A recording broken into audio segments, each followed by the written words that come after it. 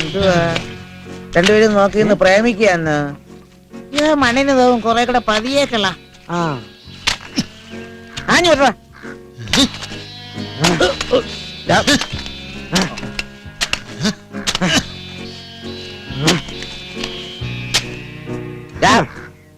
പെട്ടെന്ന്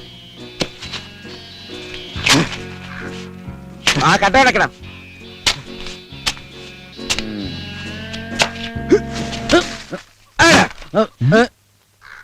തോന്നിയതായിരിക്കും.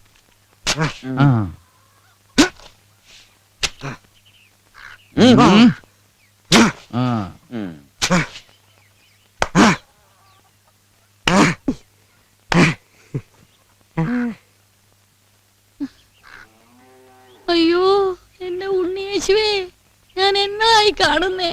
കിണ്ണത്തപ്പം പോലെ ചുമന്നിരുന്ന ആളല്ലയോ, ഇപ്പൊ എന്നാ കോലമായി? ഇവന്റെ ഈ കിരാത ഭരണത്തിനൊരു അറുതിയില്ലേ? ഇത് ചോദിക്കാൻ ആരുമില്ലേ? കത്തനാര് പോലുമില്ലേ?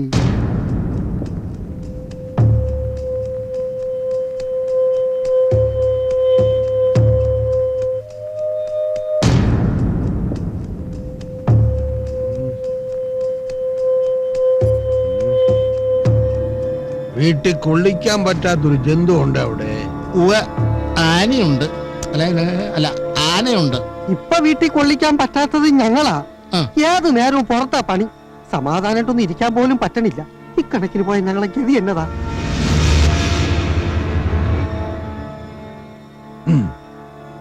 ഇല്ല, അതിന് ഭാവിയില്ല. നിങ്ങൾ നോക്കിക്കോ, മൊത്തത്തിലൊരു മാറ്റം വരാനുണ്ട്. അയ്യോ, മാറ്റം വന്ന് ഇതുവരെയായി. ഇപ്പൊ മീശേ പോയുള്ളൂ, ഇനി തല കൂടെ പോവോ? നിങ്ങൾ തിരിച്ചു പോയി നോക്കൂ, മാറ്റം ഉണ്ടാവും. അവൻ വരേണ്ട സമയമായി.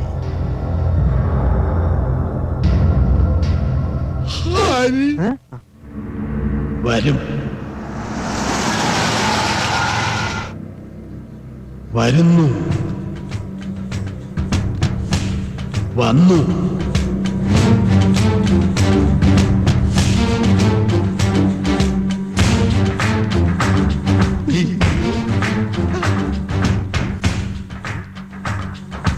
വരും, വരുന്നു, വന്നു.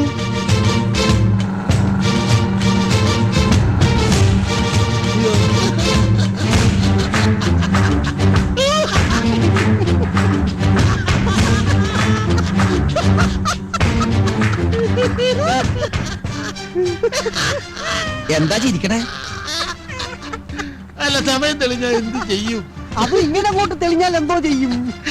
അല്ല, ഇങ്ങനെ ഒരു കാറിന്റെ പിൻസീലിരുന്ന് യാത്ര ചെയ്യുന്ന ഒരു യോഗം. അതിന്റെ കൂടെ ഇങ്ങനെ തലയിണ വെച്ച് പോകുക എന്ന് പറഞ്ഞാൽ അതും ഒരു യോഗമാ. അതാണ് തലയിണ യോഗം. വന്നു. ഞാൻ പണിയുന്ന 5ാമത്തെ ഹോട്ടലാണിത്. ഇതിന്റെ മുകളിലേക്ക് 5 നിലയും കൂടി പണിയാനാണ് പ്ലാൻ. എല്ലാവിധ ഐശ്വര്യങ്ങളും ഉണ്ടാകട്ടെ എന്ന് ഞങ്ങൾ ആശംസിക്കുന്നു. എന്തോ ഒന്നും അല്ല, ആമേന്ന് പറഞ്ഞതാ. ഓ, മദ്യപിക്കോ? കുടിക്കോന്ന്?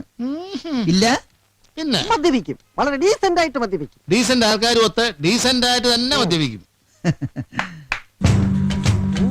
വരും, വരുന്നു. അതെ, എന്താ പറഞ്ഞേ? അല്ല, വരുന്നു എന്ന് പറഞ്ഞതാ. ഒരു പരിചയമില്ലാത്ത ഞാൻ വന്ന് വിളിച്ചപ്പോ നിങ്ങൾ എന്താ ഒന്നും ചോദിക്കാതെ എന്നോടൊപ്പം കാറിലൊന്ന് കയറിയത്? ഞങ്ങൾക്കറിയാമായിരുന്നു, ഞങ്ങളോട് പറഞ്ഞിരുന്നു. എങ്കിലും ഒരു ചടങ്ങിന് വേണ്ടിയെങ്കിലും ചോദിച്ചൂടെ എവിടെന്ന് വരുന്നതെന്ന്? എവിടെ വന്നാണ് പറയൂ.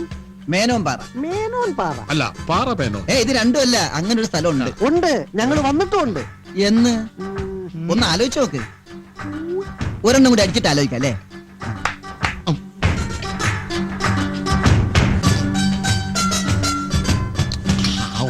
അദ്ദേഹം അത് കൂടെ ഉണ്ടായിരുന്നു. അദ്ദേഹം ഉണ്ടായിരുന്നെങ്കിൽ നമുക്ക് ഈ ഗതി വരുമായിരുന്നു. ഗതിയല്ല, ഗതികേട് വരുമായിരുന്നു എന്ന് ചോദിക്കും. അദ്ദേഹം വലിയ മനുഷ്യനായിരുന്നു. അന്ന് നിങ്ങൾ എന്തിനാ അവിടെ പോയത്? നമ്മൾ എന്തിനാ അവിടെ പോയത്? അന്ന് അവിടെ പോയത് സ്കൂളിന്റെ ആവശ്യത്തിനല്ലേ? ഓർമ്മ വന്നു ടീച്ചറുടെ കാര്യത്തിന്. ടി വിയിലെ രാമനാഥൻ പിള്ളയിലെ ആ കൊച്ചിനെ അവിടെ കൊണ്ടുവന്നത്. അയാള് പറഞ്ഞതാ, ജോലി കൊടുക്കാമെങ്കിൽ കൊണ്ടുവരാമെന്ന്. ബ്രോക്കർ ആയാലെന്ത്, ഏറ്റാൽ ഏറ്റ കാര്യം കൃത്യം. ജോലി കൊടുക്കാന്ന് പറഞ്ഞല്ലേ കൊണ്ടുവന്നത്, എന്നിട്ട് ജോലി കൊടുത്തോ? ജോലി കൊടുത്തോ? കൊടുത്തോ? കൊടുത്തോ? ഓരോന്നും കൂടി കൊടുക്ക്. എടുത്തോ. പിടിപ്പിരി. ചെല്ലട്ടെ അങ്ങട്ടെ. ഒന്ന് ആലോചിച്ച് നോക്കിയേ.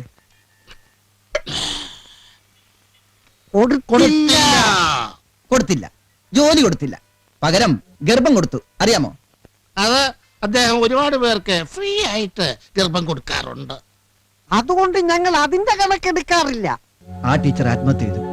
1 വർഷത്തിന് ശേഷം അവരെ തള്ളക്ക് ഭ്രാന്ത് വന്നു. കഴിഞ്ഞ ആഴ്ച അവരും മരിച്ചു. ഇതിനൊക്കെ കാരണക്കാരനായ മഹാനുഭാവനുണ്ടല്ലോ, നിങ്ങളിലേക്ക് ദാനശീലനായ അലക്സാണ്ടർ വൈദ്യൻ. അയാളെ ഇനി കാണാൻ പറ്റില്ലല്ലോ, അതുകൊണ്ടാണ് നിങ്ങളെ കാണാൻ വന്നത്. എടാ ചെറ്റകളെ, ചക്കാത്തിന് കള്ളുക ചെയ്ത് ചെറ്റത്തരം പറയരുത്. യോ ഞാൻ പറയത്തേ ഉള്ളൂ, പ്രവർത്തിക്കാൻ വേറെ ആൾക്കാരുണ്ട്. നിരപരാധിയായ ഒരു സ്ത്രീയും അവരുടെ കുടുംബവും നശിക്കുന്നതിന് കൂട്ടുന്ന മഹാഭാവികളെ അവര് ഞങ്ങളല്ലല്ലോ. കട്ടവനെ കണ്ടില്ലെങ്കിൽ കണ്ടവനെ തട്ടും. അടിയാ.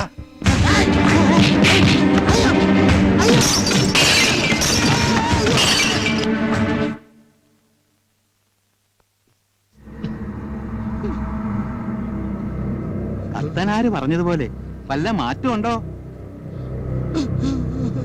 മാറ്റം, ഭയങ്കര മാറ്റം. എന്നിട്ട് അലൈൻമെന്റ് മാറി.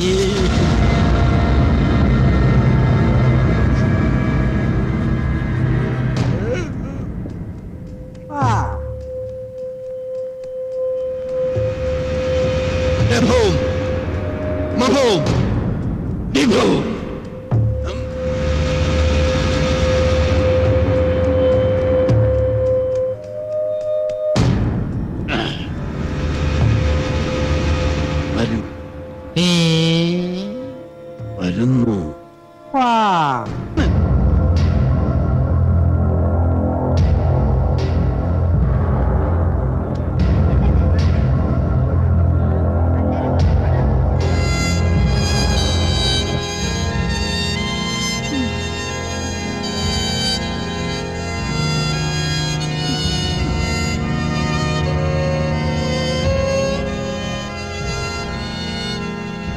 ഈ വീട്ടിലെ നാഥനാ അവിടെ ഇങ്ങനെ ചത്തു മലച്ച് കിടക്കുന്നേ. അങ്ങേരെ ഊറ്റി ഊറ്റി തിന്നവരാ നമ്മള്. നാട്ടുകാരെ ബോധ്യപ്പെടുത്താനെങ്കിലും ഒന്ന് അങ്ങോട്ട് ചെന്ന് നില്ല് മനുഷ്യ. എന്നെ കണ്ട എങ്ങനെയുണ്ട്? ശവം പേടിക്കും. ഇങ്ങോട്ട് ഞാനൊന്ന് റെഡി ആവട്ടെ. ഉള്ളി അവിടെ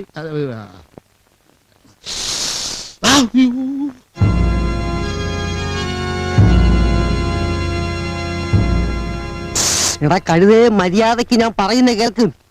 ജോണി ഒന്നും വരാൻ പോണില്ല. അന്ത്യകർമ്മത്തിന് നീ മാത്രമേ കാണൂ. നീ വേണം ശവപ്പെട്ടിയുടെ തലയെ പിടിക്കാൻ. ഇതുപോലൊരു ചാൻസിന് കിട്ടത്തില്ല, മനസ്സിലായോ? എനിക്ക് വയ്യ. മക്കളെ, ഇങ്ങനെ ഒരു അവസരം വരുമ്പോഴല്ലേ നമുക്ക് ആളാവാൻ പറ്റൂ. പല മഹാന്മാരും വലുതായിട്ടുള്ളത് ഇങ്ങനെയുള്ള സന്ദർഭങ്ങളിലാ. ജയലളിത തന്നെ കണ്ടില്ലേ? MGR മരിച്ചപ്പോ ശവപ്പെട്ടിയിൽ കെട്ടിപ്പിടിക്കാൻ ചാടി വണ്ടി കയറി മറിഞ്ഞ് താഴെ വീണപ്പോഴല്ലേ മുഖ്യമന്ത്രിയായത്. എനിക്ക് മുഖ്യമന്ത്രി ആവണ്ട. കഴുത ഇതാണെന്ന് പറഞ്ഞു കൊടുക്ക്, ഇല്ലെങ്കിൽ കയ്യും വീശി ഇറങ്ങി പോണ്ടി വരും. ഈ ചെകുത്താണ് തലയെ കേറത്തില്ലല്ലോ കർത്താവേ. കഷ്ടകാലത്തിന് ജോണി എങ്ങാനും വരുമോ? പിഴങ്ങി പോയൻ എങ്ങനെ വരാനാ?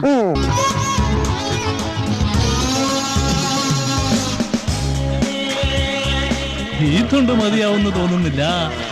ജയിലിൽ കിടന്ന കാലത്ത് വെള്ളം കാണാത്ത ദേഹമാണ്.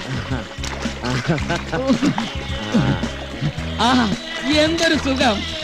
ചുമ്മാതല്ല സോപ്പിന്റെ പരസ്യത്തില് പെണ്ണുങ്ങൾ ഇങ്ങനെ ചെയ്യുന്നത്. നിനക്കത് പറയാം. പക്ഷെ എനിക്ക് ഒഴുകുന്ന വെള്ളം കാണുമ്പോ വെള്ളത്തിനടിയിൽ വെച്ച് ഞാൻ കഴുത്തു ഞെരിച്ചു കൊന്നവനെയാ ഓർമ്മ വരുന്നത്. ജയിലിൽ പോയി നന്നായി. അതുകൊണ്ട് നമുക്കൊരു അക്ഷയഖനിയെ കിട്ടി നമ്മുടെ ബോസ്. ഖനിയാണെന്ന് എനിക്കും തോന്നി. എനിക്ക് ജയിലിൽ നിന്ന് ഇറങ്ങിയിട്ട് കയ്യും വീശി വീട്ടിലേക്ക് പോയിട്ട് ഒരു കാര്യമില്ല. പക്ഷെ എന്റെ പെങ്ങളുടെ കല്യാണം നടത്താനുള്ള വക ഞാൻ ഇവിടുന്ന് ഒപ്പിക്കും. എല്ലാം കൊള്ളാം. ചില സമയത്ത് ദേഷ്യം അല്പം കൂടുതലാ. ദേഷ്യം നമ്മൾ മുളവേഷനാക്കും. ആവശ്യം നമ്മുടേതാ. ആളെ ഒരു പുങ്കനാ. നമ്മൾ ചുമ്മാ അങ്ങ് പൊക്കിക്കൊണ്ടിരുന്നാ മതി. ഇപ്പോഴത്തെ അവസ്ഥയില് ഞാൻ പുഴയെ ചാടാൻ പറഞ്ഞ ചാടും, തീ ചാടാൻ പറഞ്ഞ ചാടും. ഇല്ലെങ്കിൽ ബാസിനെ ഞാൻ ചാടിക്കും.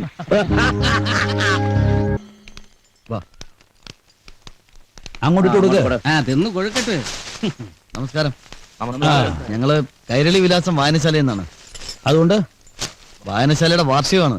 ഒരു സാമ്പത്തിക സഹായം, സംഭാവന. സാമ്പത്തിക സഹായം അപ്പച്ചന്റെ കാലം മുതലേ തരുന്ന. അപ്പച്ചൻ വേറെ മോൻ വേറെ. വായനശാലയും ജോണിയായിട്ട് പ്രത്യേകിച്ച് ബന്ധമൊന്നുമില്ല. ബന്ധമില്ല. പുസ്തകങ്ങൾ നമ്മളെ ഒന്നും പഠിപ്പിച്ചിട്ടുമില്ല. ആ ജീവിതമായെല്ലാം പഠിപ്പിച്ചത്. മിസ്റ്റർ, നിങ്ങൾ മാത്രമല്ല ഈ ലോകത്ത്. നിങ്ങൾ ചിന്തിക്കുന്നത് മാത്രമല്ല ശരി. ഞങ്ങളെ പോലെ കുറെ ചെറുപ്പക്കാർ വർഷങ്ങളായി വായനശാലയ്ക്ക് വേണ്ടി പ്രവർത്തിക്കുന്നത് അക്ഷരങ്ങൾ സംരക്ഷിക്കാനാണ്.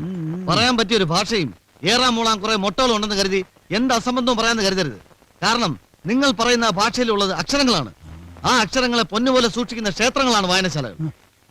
ജയ എന്താ നോയിക്കൊണ്ടിരിക്കുന്നത്? ബുക്കും പേപ്പറോട് മഹാപണ്ഡിതൻ കുറിച്ചു വെച്ച സമയം കിട്ടുമ്പോൾ വല്ലതുമൊക്കെ പഠിച്ച് നമുക്ക് മനസ്സിലാക്കാം. മനസ്സിലാക്കേണ്ടി വരും, ഇന്നല്ലെങ്കിൽ നാളെ. കാണാം കാണാം.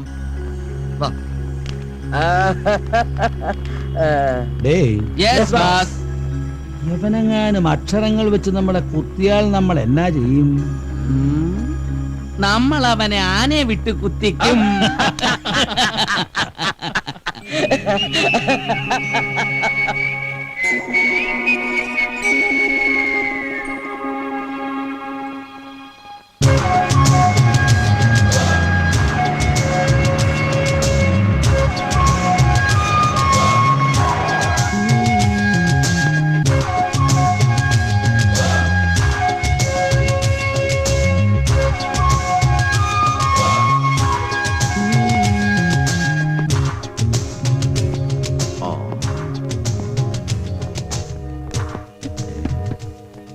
ഡ്യൂട്ടിയില കർമ്മനിരതൻ.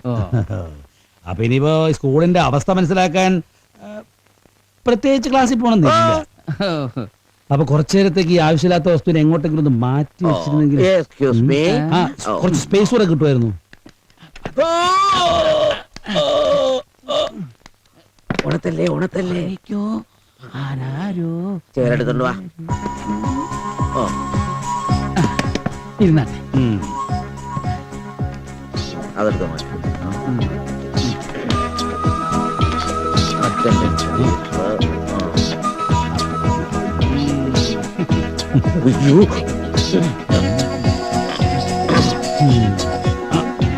ഹായ്.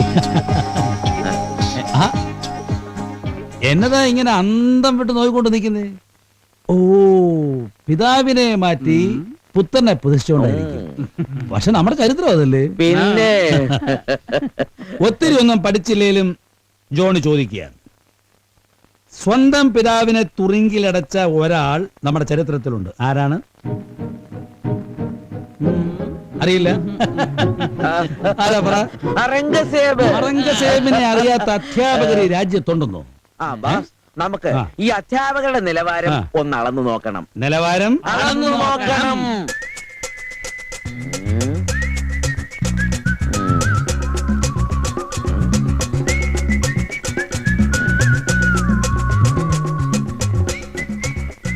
ഇവരൊക്കെയാണ് ഇവിടുത്തെ അധ്യാപകർ. അപ്പൊ ഞാൻ പറയാൻ പോകുന്നത് എന്തെന്നാ, ടീച്ചർ എന്നാത്തിന്റെ ടീച്ചറാ? തയ്യല. ബാസ്, ഈ ടീച്ചർ നന്നായിട്ട് തയ്ക്കുമെന്നുള്ളതിന് നമുക്കെന്താ തെളിവ്? ടീച്ചർ നന്നായിട്ട് തയ്ക്കല്ലേ? നന്നായിട്ട് തയ്ക്കും. നന്നായിട്ട് തയ്ക്കുമെന്ന് പറഞ്ഞു. എന്താ തെളിവ്? എന്താ തെളിവ്? ഓ, സൂചി നൂലും ശരീരത്തോട് ചേർന്ന് തന്നെ ഉണ്ട്. മാഷ് എന്നാതിന്റെ? അറബി മാഷ. അറബി. അപ്പൊ പിന്നെ അറബിയില് 2 ഡയലോഗ് കച്ചിക്കും. അപ്പോഴേ നമ്മൾ ഈ തമിഴ്, കന്നഡ, ഹിന്ദി, ഉറുദു എന്നീ ഭാഷകളൊക്കെ അവിടെ അപ്പൊ അറബിയല്ലേ? അറബിയിൽ എന്താന്ന് വെച്ചാ പറഞ്ഞാട്ടെ. പറഞ്ഞോ, അറബി പറഞ്ഞോ. അൽ ഹിന്ദു വത്വനി അൽ ഹുനൂദു കുല്ലുഹും ഇഹ്വാതി വ അഹ്വാതി അന കുല്ലിഹും വത്വനി. Jafar, yes boss. ഈ പറഞ്ഞ അറബി ശരിയാണോ? അറബി ഞാൻ പഠിച്ചിട്ടില്ല, പക്ഷെ ഈ കുനുപ്പും വളപ്പും ഒക്കെ കേട്ടിട്ട് അറബിയാണെന്ന് തോന്നുന്നു. നമ്മളൊരു ബുദ്ധിമോശം കാണിച്ചു. ആ എന്നാ പറ്റി? നമ്മൾ ആ വായനശാലക്കാരെ അങ്ങനെ അങ്ങ് പറഞ്ഞു വിട്ടേ എന്നാ കാണിക്കാനാ? അല്ല, എന്നാലും നമ്മുടെയൊക്കെ ഒരു അന്തസ്. ഒരു ദിവസമാണെങ്കിലും ജയിലിൽ കിടന്നവന്മാർക്ക് പിന്നെ എന്തോന്ന് അന്തസ്? ജയിലിൽ കിടന്നവൻ അന്തസ് ഉണ്ടാകണം എന്നുണ്ടെങ്കിൽ ഒന്നുകിൽ അവൻ രാഷ്ട്രീയത്തിൽ ഇറങ്ങണം, അല്ലെങ്കിൽ അവൻ ഏതെങ്കിലും ഒരു സിനിമ പിടിക്കണം. ഇത് രണ്ടിലും ജോണിക്ക് താല്പര്യമില്ല. അല്ല, എന്നാലും നമുക്ക് ലോക്കലായിട്ട് ഒരു അന്തസ് ഉണ്ടാക്കിയെടുക്കട്ടെ, ഒരു ground support. Chandu, yes boss. വെള്ളത്തിലാണെങ്കിലും ജയൻ ഇപ്പൊ പറഞ്ഞതില് എന്തൊക്കെയോ ചില നേരുകളുണ്ട്. പുറം നാട്ടിൽ ഇനി എങ്ങനെയൊക്കെ കഴിഞ്ഞാലും നമ്മുടെ നാട്ടിൽ വീട്ടുമുറ്റത്ത് നമുക്കൊരു വില വേണം, നില വേണം. അല്ല ജാഫർ? Yes bass. അതെങ്ങനെ ഉണ്ടാക്കിയെടുക്കാൻ പറ്റും? ഞങ്ങളങ്ങ് ഓപ്പറേറ്റ് ചെയ്യട്ടോ. നിങ്ങൾ എത്ര രൂപയാ സംഭാവന പ്രതീക്ഷിക്കുന്നത്? 1000 രൂപ ചോദിച്ചാൽ തരുമോ? 10,000 രൂപ തന്ന വാങ്ങൂ. പക്ഷേ നിങ്ങളൊരു ഉപകാരം ചെയ്യണം. ഞങ്ങൾക്ക് വേണ്ടി ഒരു ചെറിയ തോർത്ത് വാങ്ങണം. ഓർത്തോ? ആ, തോർത്ത് തന്നെയാണ് സാധനം. അതിന് ഈ പൊന്നാട എന്ന് വേണമെങ്കിൽ പറയാം. ഈ തോർത്ത് വെച്ച് വിളിച്ചാൽ ഞങ്ങൾ ഞങ്ങളുടെ ബാസിനെ കൊണ്ടുവരും. പണിയില്ലാത്ത കുറെ ആൾക്കാരെ വിളിച്ചു കൂട്ടി കൈയടിപ്പിച്ചിട്ട് ബാസിനോട് കഴുത്ത് നീട്ടാൻ പറഞ്ഞ ബാസ് മാക്സിമം കഴുത്ത് നീട്ടും. ദേ ഇങ്ങനെ. ആ, നിങ്ങൾ ആ തോർത്ത് കഴുത്തിലോട്ട് ആ, ഇടണം. അപ്പൊ തന്നെ 10,000 രൂപ കൈയോടെ മേടിച്ച് മാറ്റർ ക്ലോസ് ചെയ്തേക്ക്. ആ. നിങ്ങളൊന്ന് ആദരിയില്ലെന്ന്. നാട്ടിൽ എത്ര വായു നോക്കുകളാണ് വെറുതെ അങ്ങ് ആദരിക്കുന്നത്. ആദരിക്കാൻ പറയാനേ നിങ്ങളുടെ ബോസിന് എന്താ യോഗ്യത? ആ, ഡേയ് പറഞ്ഞു കൊടരേ. സുഹൃത്തെ, 3 വർഷം മുമ്പ് ഈ ഗ്രാമത്തിൽ നിന്ന് അപ്രത്യക്ഷനായ കണ്ടംപറമ്പിൽ ജോണിയെ പറ്റി നിങ്ങൾ ആരെങ്കിലും അന്വേഷിച്ചോ? ഗൗതമ ബുദ്ധൻ ചെയ്തതുപോലെ ഒരു ഉൾവിളിയുടെ പ്രേരണയിൽ അദ്ദേഹം ഊരു ചുറ്റാനിറങ്ങിയതാ. ത്യാഗമൂർത്തിയായ യേശുദേവനെ പോലെ ഞങ്ങളുടെ ബാസും ക്രൂശിക്കപ്പെട്ടു. മനസ്സിലെ ആഗ്രഹങ്ങളെല്ലാം അദ്ദേഹം ഇരുമ്പഴിക്കുള്ളിലാക്കി.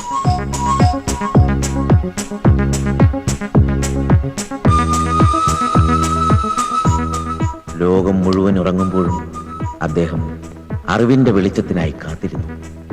മാറ്റത്തിന്റെ മണിനാദം മുഴങ്ങുമ്പോഴും അദ്ദേഹം ക്ഷമയോടെ സഹിഷ്ണുതയോടെ കാത്തുനിന്നു.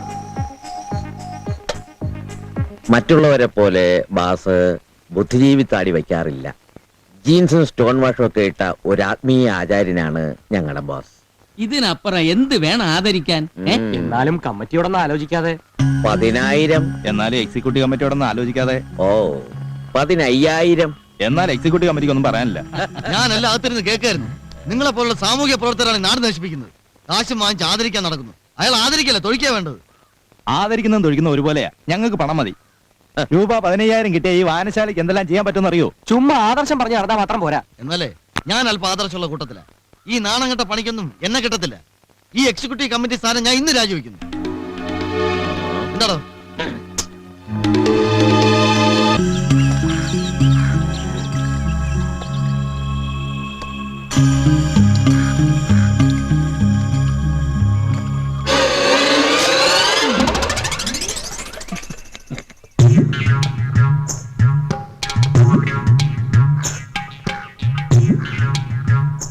നല്ല ലക്ഷണം. ഏതായാലും നമ്മൾ രാഷ്ട്രീയത്തിൽ ഇറങ്ങാൻ തീരുമാനിച്ചിരിക്കല്ലോ. ഇതുപോലെ നിറയെ പലതും പ്രതീക്ഷിക്കാം. ചീമുട്ട, തക്കാളി, അങ്ങനെ പലതും. ആരാ?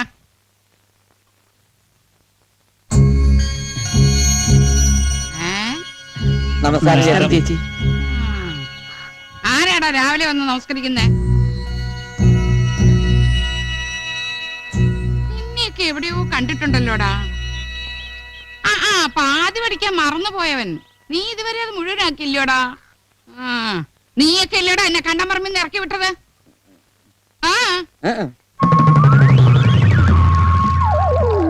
അപ്പോ ചേട്ടത്തിക്ക് കാര്യങ്ങളൊക്കെ മനസ്സിലായി എല്ലാം മനസ്സിലായി. ആട്ടെ, ചേച്ചിക്ക് പ്രസംഗിക്കാൻ അറിയാവോ? എല്ലാരും പഠിച്ചിട്ടാന്നോടാ ഈ പ്രസവിക്കുന്നത്. അയ്യോ, പ്രസവിക്കലല്ല, പ്രസംഗം. രണ്ടൊന്നും തന്നെ. അതിന്റെ നേരെ വഴിയാമണ്ണ ഇങ്ങ് എഴുതി തന്നാ മതി. ബാക്കി കാര്യം ഞാൻ ഏറ്റു. ഇനിയും മുതല് എന്റെ എല്ലാ കാര്യങ്ങളും നിങ്ങൾ ഏറ്റോണം. അയ്യോ, അത് പിന്നെ പ്രത്യേകിച്ച് പറയാനുണ്ടോ? ഈ നേരം മുതൽ ചേട്ടത്തി ഞങ്ങളുടെ പൊതു സ്വത്താ. അയ്യോ ചേട്ടത്തി തെറ്റിദ്ധരിച്ചു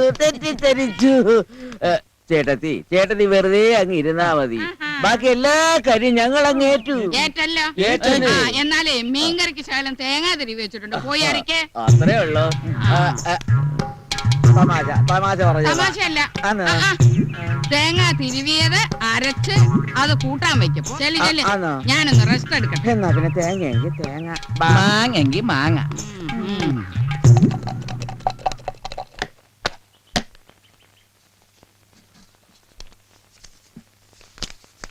വേഗം പടി വച്ചേ.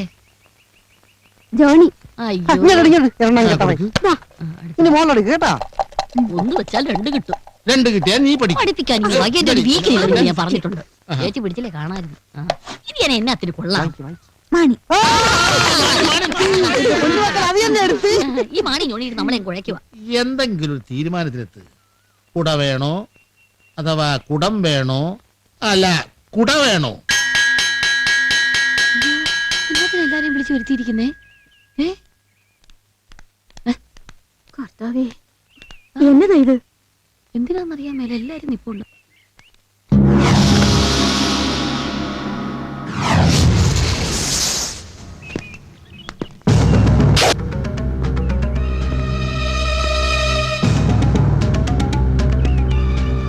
കണ്ടംപറമ്പിലെ വരവ് ചെലവ് കണക്കുകൾ പരിശോധിച്ചതിൽ പ്രഥമദൃഷ്ട്യാ മനസ്സിലാക്കിയിട്ടുള്ളത് ഇക്കഴിഞ്ഞ കാലമത്രയും കണ്ടംപറമ്പിലെ ചെലവ് വർദ്ധിച്ചിരിക്കുന്നുവെന്നാണ്.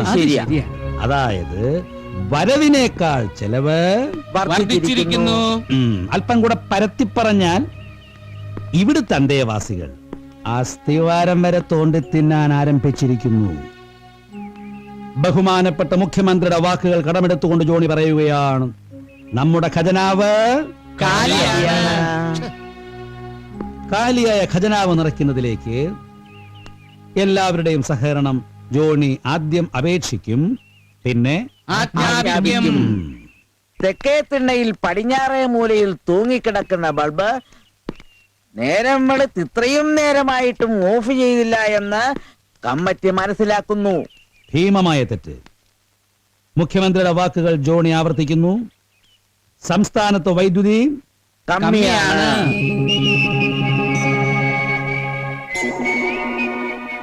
അതുമാത്രമല്ല, കമ്മിറ്റിയുടെ പഠനത്തിൽ പിന്നീട് കണ്ട അധിക ചെലവ് തൊഴിലാളികളുടെ എണ്ണപ്പെരുപ്പമാണ്. ശരിയാണ്, ആ പഠനം ശരിയാണ്. കണ്ടംപറമ്പ് നിലനിർത്താൻ ഇത്രയും പണിക്കാരുടെ ആവശ്യമില്ല.